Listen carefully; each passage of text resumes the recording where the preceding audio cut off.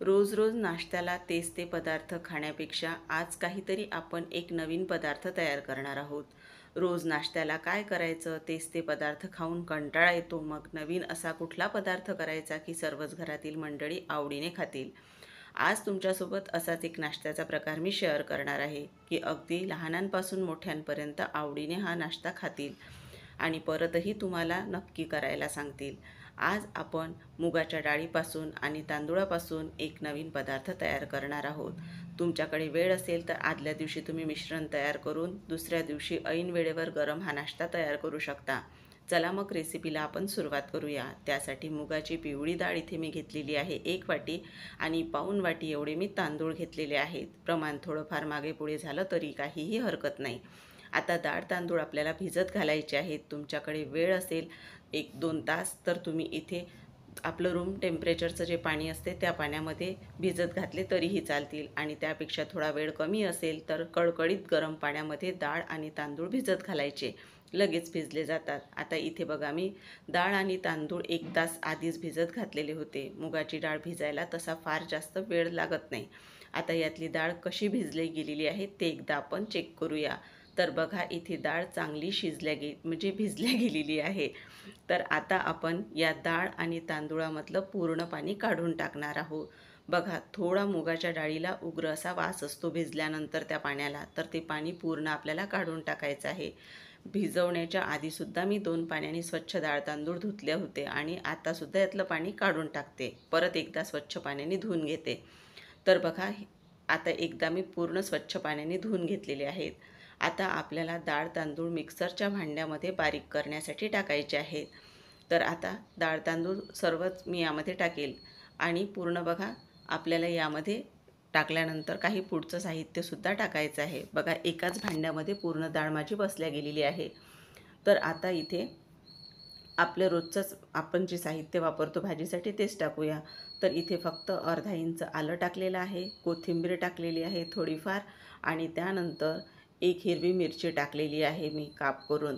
तर आता इथे आपण यामध्ये 1 चमचाभर जिरं टाकणार आहोत आणि त्यानंतर यामध्ये आपण अर्धी वाटी एवढं दही टाकणार आहोत. दही इथे ताजं घेतलेलं आहे मी, आंबट दही अजिबातही वापरू नका. तर इथे बघा कारण दही जर आंबट वापरलं आपण आणि आपलं मिश्रण थोडंफार जरी शिल्लक राहिलं तर ते आणखीनच आंबट होतं.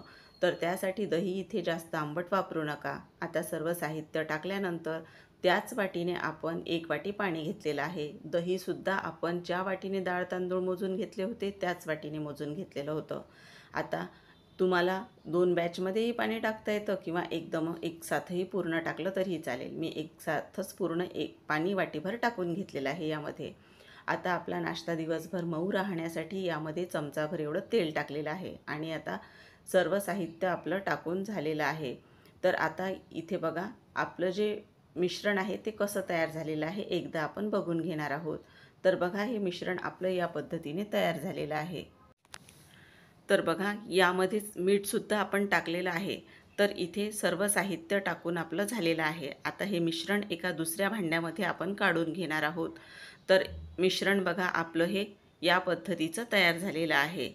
आता सर्व टाकून तर आपलं झालेलं आहे. आता आपण यामध्ये आणखी एक साहित्य टाकणार आहोत. तर इथे आपण अर्धी वाटी एवढा बारीक रवा टाकणार आहोत. आता इथे रवा आपल्याला बारीकच वापरायचा आहे. रवा जर जाड असेल तर तो रवा थोडा मिक्सरला फिरवून घेतला तरीही चालेल, नंतर मग वापरायचा बारीक करून. तर बघा आता रवा टाकल्यानंतर तो एकसारखा सगळा असा पूर्ण मिक्स करून घ्यायचा आणि नंतर हा रवा आपल्याला 5 मिनिटे मुरण्यासाठी ठेवायचा आहे. 5 मिनिटामध्ये रवा हा फुलल्या जातो. तर आता हे सर्व मिश्रण तयार झालेलं आहे. यावर झाकण ठेवूया आणि आपण एक चटणी तयार करूया. तर मी तुम्हाला आजचा जो चटणीचा प्रकार सांगणार आहे, चटणी अगदी साधे सोप्या पद्धतीने तयार करणार आहोत. मी ही चटणी आवर्जून नाश्त्यासोबत करते. तुम्हीसुद्धा एकदा नक्की करून बघा. मूठभर अशी कोथिंबीर घ्यायची. त्यानंतर इथे 1 हिरवी मिरची घेतली मी तिचे काप करून, अर्धा इंच आलं घेतलं आणि यामध्ये 1 चमचा दही टाकलं. दही नसेल तर अर्ध्या लिंबाचा रस टाकला तरीही चालेल. यामध्येच मीठ टाकायचं आणि 1 लसूणाची पाकळी टाकलेली आहे. जास्त लसूण नाही टाकायचं यापेक्षा. आणि सर्व साहित्य कच्चंच घ्यायचं आणि यामध्ये अगदी आपल्याला 3 ते 4 चमचे एवढंच पाणी टाकायचं आणि चटणी पूर्ण ही बारीक म्हणजे करून घ्यायचे साहित्य पूर्ण.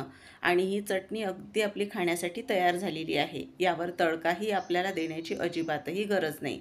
अशीच ही चटणी खायला खूप छान लागते. तर बघा, आपली ही चटणी तयार करून झालेली आहे. तर आता आपण आपला रवा कसा भिजला गेलेला आहे ते सुद्धा एकदा चेक करून घेऊया. ही चटणी तुम्ही कुठल्याही नाश्त्यासोबत एकदा करून बघा, चवीला अप्रतिम लागते. तर आता यामध्ये सर्व साहित्य टाकून झालं आणि रवासुद्धा आपला फुलल्या गेलेला आहे. तर आपला हा नाश्ता आणखीनही हलका होण्यासाठी आपण यामध्ये सोडा टाकून घेणार आहोत. आणि बघा, रवा टाकल्यामुळे आपला जो आधीचं मिश्रण होतं ते बघा घट्टसर असं तयार झालेलं आहे. पण पाण्याची गरज अजिबातही वाटत नाही. तर पाव टीस्पून एवढं आपण यामध्ये खाण्याचा सोडा टाकणार आहोत. तर आता इथे बघा सर्व मिश्रण आपलं तयार झालेलं आहे. तर आजचा हा नाश्ता आपण अगदी वेगळ्या पद्धतीने तयार करणार आहोत. तर ते पुढे तुम्हाला सांगणारच आहे. एकदा आपल्याला असं फक्त हलक्या हाताने मिनिटभर एवढं फेटून घ्यायचं आहे मिश्रण, म्हणजे आणखीनही हलकं होतं. तर इथे सोडा जर तुम्हाला टाकायचा नसेल तर मिश्रण फेटून घ्यायचं आपल्याला 2 ते 3 मिनटं. पण सोड्यामुळे जितका हलका होतो तेवढा हलका होत नाही. तर आता इथे आपण आपे पात्र घेतलेलं आहे. तर इथे एका भांड्यामध्ये पाणी टाकलं, त्यावर स्टँड ठेवलं आणि नंतर मग आपे पात्रात ठेवलेलं आहे.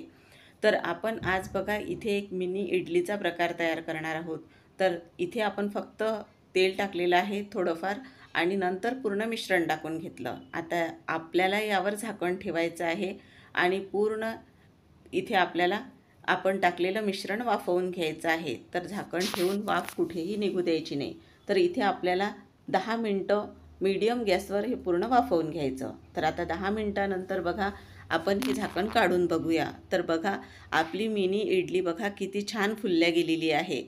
तर हे आपलं असं मिश्रण जर आपण तयार केलं तर बघा एकदम हलका असा नाश्ता तयार होतो. आज टूथपिक टाकूनसुद्धा दाखवते बघा, अगदी क्लीन अशी निघालेली आहे. तर आता आपण या आपे पात्रामधल्या सर्व ह्या इडली बाहेर काढून घेणार आहोत. तर बघा मी इथे टूथपिकनेच तुम्हाला काढून दाखवते. अगदी सहज आपल्या ह्या ज्या मिनी इडली आहेत त्या काढता येतात आपल्याला. आणि तुम्हाला इथे मी बघा ही किती हलकी झालेली आहे तर ते सुद्धा एकदा दाखवते. आणि जाळीसुद्धा किती यावर छान अशी तयार झालेली आहे. बघा किती हलकी तयार झालेली आहे. आणि पुढे तुम्हाला तोडूनसुद्धा दाखवते मी. तर बघा या पद्धतीने झटपट असा नाश्ता आपल्याला करता येतो. तर आता आपण हा असाच न ठेवता याला मोहरीचा तडका देऊयात. तुम्ही असंही खाऊ शकता, पण मी थोडं वेगळ्या पद्धतीने तयार करणार आहे. तर इथे 2 चमचे मी तेल टाकलं नाश्त्याचे, आपला जो चमचा असते त्याने.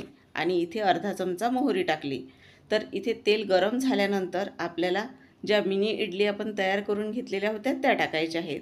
तुम्हाला काही मिरच्यांचे काप टाकायचे असतील तर इथे तेलामध्येच परतून घ्यायचे, किंवा लाल तिखट टाकायचं असेल वरून थोडंफार तेल जरी टाकलं तरीही चालेल.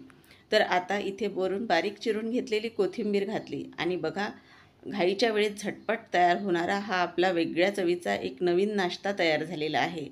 हलकंसं फक्त आपल्याला याला परतून घ्यायचं आहे. तसं तर हा नाश्ता आपला शिजलेलाच आहे. तर असं बघा यावर तुम्ही थोडे डागसुद्धा पडू देऊ शकता, म्हणजे असे थोडे सोनेरी डाग तयार झाल्यानंतर आणखीनही वरची बाजू थोडी कुरकुरीत लागते आणि आतून सॉफ्ट तयार होते. पण मी हे अशाच पद्धतीने फक्त हलकंसं परतून घेतलं. तर मंडळी, आजचा तुम्हाला झटपट तयार होणारा हा नाश्त्याचा प्रकार कसा वाटला? आता तुम्ही म्हणाल इथे तर तुम्ही सोडा वापरलेला आहे, पण आज आपण हा इन्स्टंट नाश्ता तयार करत आहोत आणि नुसतं मिश्रण फेटून ते वाफवून घेतलं तर बघा नाश्ता स्पॉन्जची जाळीदार असा तयार होत नाही. त्यासाठी आपल्याला इन्स्टंट नाश्ता तयार करताना त्यामध्ये सोडा हा वापरावा लागतो. त्यामुळे हलका जाळीदार स्पॉन्जी असा हा आपला नाश्ता तयार होतो. तर मंडळी, तुम्हीसुद्धा एकदा नक्की करून बघा आणि तुम्हाला आजची ही रेसिपी कशी वाटली ते सुद्धा मला कमेंट करून सांगायला विसरू नका. रेसिपी तुम्हाला थोडी जरी आवडली असेल, उपयुक्त वाटली असेल तर तुम्हीसुद्धा एकदा नक्की करून बघा. चॅनलला अजूनपर्यंत सबस्क्राईब केलं नसेल तर सबस्क्राईब करून एक लाईक करायला विसरू नका. पुन्हा भेटूया, तोपर्यंत धन्यवाद.